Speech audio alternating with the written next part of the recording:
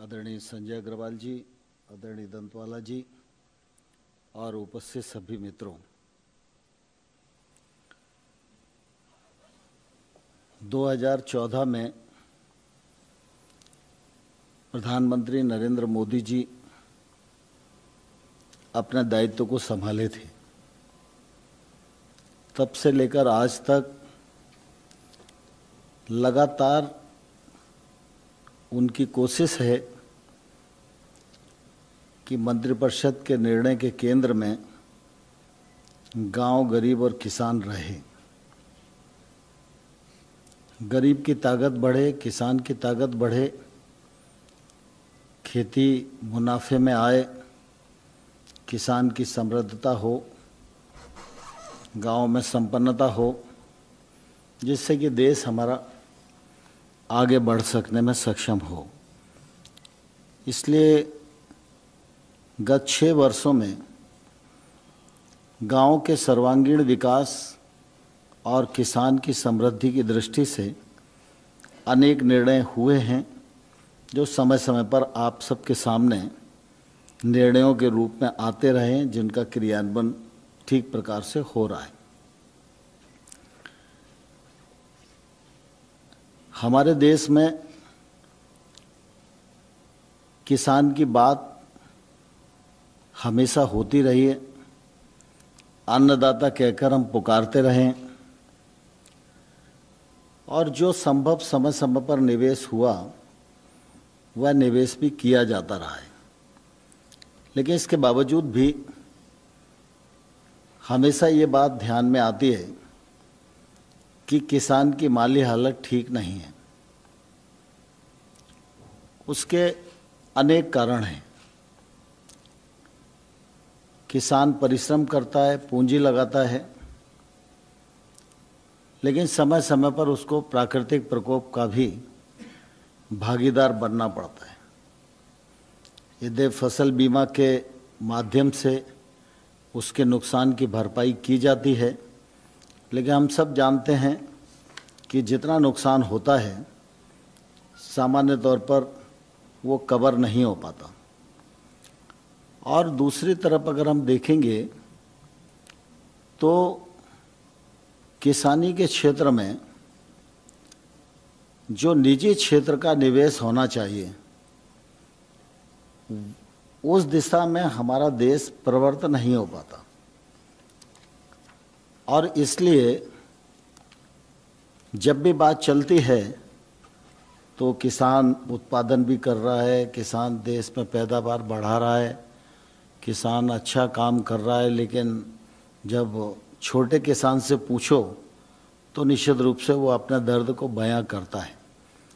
हमारे देश का जो कुल किसानी का क्षेत्रफल है और किसानों की संख्या अनुमानित 14 करोड़ के आसपास है, इसमें 85% किसान छोटा और मझोला है। तो बड़ा किसान तो सब प्रकार के साधन अपने आसपास इकट्ठा करने में सफल हो पाता है, लेकिन जो छोटा किसान है उसको अपने उत्पादन का उचित मूल्य नहीं मिल पाता और इस वजह से उसको समय समय पर परेशानियों का लगातार सामना करना पड़ता है। प्रधानमंत्री जी का अपना अनुभव, उनका निर्णय करने का साहस, दूरदृष्टि और इसके परिणाम स्वरूप अगर हम देखेंगे तो पिछले दिनों में अनेक ऐसे कार्य किए गए जिससे किसान को सुविधा बढ़े। 17-18 में अगर हम देखेंगे तो कृषि विभाग का बजट 41,850 करोड़ रुपए का होता था।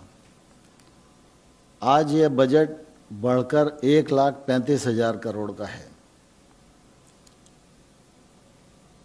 इतिहास इस बात का साक्षी है कि पीएम किसान सम्मान निधि योजना के माध्यम से एक मुश्त 75,000 करोड़ रुपए का बजटीय प्रावधान करके अभी तक 9 करोड़ 54 लाख किसानों को लगभग 71,000 करोड़ रुपया उनकी जेब में डालने का काम हुआ तो नरेंद्र मोदी जी के नेतृत्व में ही हुआ। ये इतना बड़ा सरकार का निवेश एक मुश्त आज तक कृषि के इतिहास में कभी नहीं हुआ। प्रधानमंत्री फसल बीमा योजना को परिमार्जित किया गया।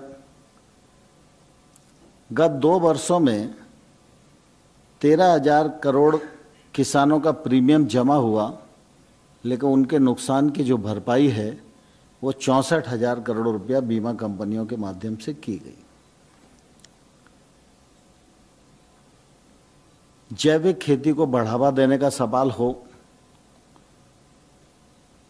या खेती को टेक्नोलॉजी से जोड़ने का सवाल हो, सूक्ष्म सिंचाई का सवाल हो, इन सब के लिए लगातार योजनाएं बनाई गई, उसमें फंडिंग बढ़ाई गई। टेक्नोलॉजी की जो मदद दी जानी चाहिए उसको देने का प्रयास किया जा रहा है और इन सब का लक्ष्य है कि 2022 तक किसान की आमदनी दोगुनी होना चाहिए, किसान को सामाजिक सुरक्षा मिले। इसके लिए किसान मानधन योजना लागू की गई। अभी केसीसी योजना के अंतर्गत किसान क्रेडिट कार्ड लगभग 6.5 करोड़ लोगों पर हैं। 2.5-3 करोड़ की संख्या अभी ऐसी है जिनको किसान क्रेडिट कार्ड दिया जाना है। उसके लिए अभियान चलाकर जल्दी ही इस लक्ष्य को भी पूरा किया जाएगा और यह लक्ष्य पूरा होगा तो लगभग 2 लाख करोड़ रुपया किसानों के हाथ में पहुंचेगा। अभी केसीसी के माध्यम से 4 लाख करोड़ रुपया ऋण किसानों के पास है। पिछले दिनों आपको ध्यान होएगा कि हम लोग अभी पिछले दिन जब प्रेस कॉन्फ्रेंस की थी तो 31 मार्च की जगह ब्याज सब्सिडी की डेट को 31 अगस्त किया गया। इसका भी फायदा किसानों को मिलने वाला है। एफपीओ बने, कंपनी एक्ट में बने, कोऑपरेटिव एक्ट में बने, लेकिन समूह खेती शुरू हो जिससे किसान की क्रय करने की भी क्षमता बढ़े, उत्पादन करने की क्षमता भी बढ़े, लागत भी उसकी कम आए और वो अपने खेत में उत्पादकता बढ़ाने में भी सफल हो सके और सामूहिक रूप से वो अपने उत्पाद का विपणन कर सके। इसके लिए 10,000 नए एफपीओ बनाने का कार्यक्रम प्रारंभ किया है। इस पर लगभग 6,866 करोड़ रुपए का खर्च आएगा। यह भी एक तौर से सरकार की तरफ से खेती के क्षेत्र में एक बड़ा निवेश है। गत वर्ष फर्टिलाइजर सब्सिडी के रूप में 80,000 करोड़ रुपए का निवेश किया गया है। अभी पिछले दिनों जब पैकेज की घोषणा हुई तो कृषि अवसंरचना के लिए 1 लाख करोड़ रुपए का प्रावधान किया गया। कृषि से जो संबंधित काम हैं, चाहे वो पशुपालन हो, मछली पालन हो, हर्बल खेती हो, मधुमक्खी पालन हो, इन सब के लिए भी प्रावधान किया गया और इसका निश्चित रूप से आने वाले कल में खेती के क्षेत्र को फायदा होने वाला है। अभी अल्पावधि ऋण कृषकों के पास 8 लाख करोड़ का है, यह आने वाले वर्ष में 15 लाख करोड़ होएगा। इस बात का भी प्रबंध किया गया है। नाबार्ड कृषि के क्षेत्र में 90,000 करोड़ रुपया प्रतिवर्ष निवेश करता था, लेकिन कोविड संकट को देखते हुए इस बार वह 30,000 करोड़ अतिरिक्त खर्च करेगा, यह भी सरकार ने सुनिश्चित किया। स्वामीनाथन साहब की रिकमेंडेशन को माना जाए, ये मांग लंबे समय तक किसानों की रही, लेकिन मोदी जी ने आने के बाद एमएसपी पर जो लागत पर एमएसपी 50% मुनाफा देकर की जाए, इसको साल में 2 बार घोषित करते हैं। उस दिन खरीफ की एमएसपी घोषित की गई थी और एमएसपी पर भी रिकॉर्ड खरीद आज देश में हुई है और आने वाले कल में भी एमएसपी पर यह खरीद जारी रहेगी। दूसरा, अभी प्रकाश जी ने बताया कि आवश्यक वस्तु अधिनियम में भी संशोधन